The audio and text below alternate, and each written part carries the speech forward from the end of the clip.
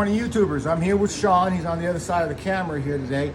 And what we want to do is show you a nice trick to get these plastic urethane bushings that we had to pop out of the transfer case lever that you see up here. So before we put it up, we had to pop it out, but here's a nice trick to do it without pulling the transfer case back out.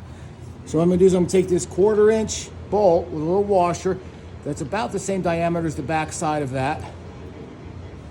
And then I have a big nut, right, that will slide, that this end of the bushing will slide inside the nut.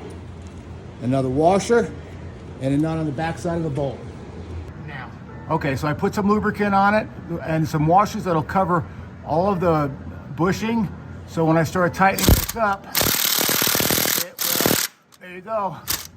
Now in its place, ready to be with the rod to put it back together. Okay, and I got the nut and bolt out, and now you can see that it's nice and flush it in there. Piece of cake. I hope this tip works for you, and happy wrenching.